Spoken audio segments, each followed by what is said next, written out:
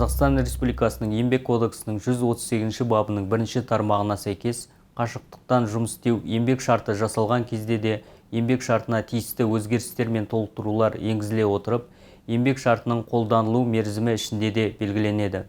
Қашықтықтағы жұмыс қызметкердің де, жұмыс берушінің де бастамасы бойынша белгіленуі мүмкін.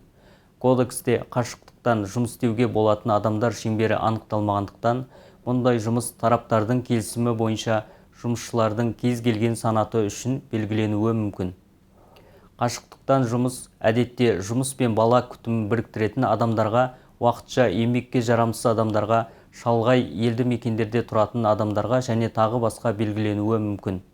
Қашықтықтан жұмыс істейтін қызметкерлер үшін еңбек шартында немесе жұмыс берушінің актісінде белгіленген жұмыс уақытының күнделікті ұзақтығына, бақылау ерекшеліктеріне шектеулер сақтала отырып, жұмыс уақытының тұрақты есебі белгіленеді.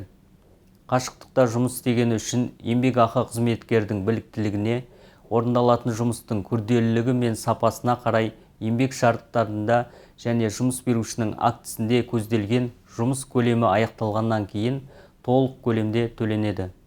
Сонымен қатар, төтенше немесе әскери жағдай енгізілгенде, төтенше жағдай жарияланған кезде немесе карантин сияқты өзге де шектеу шаралары қабылданған жағдайда, сондай-ақ жұмыскерлердің өмірі мен денсаулығына қауіп төндіретін өзге де ерекше жағдайларда жұмыс беруші қашықтан немесе аралас жұмыс режимін уақытша енгізуге құқылы.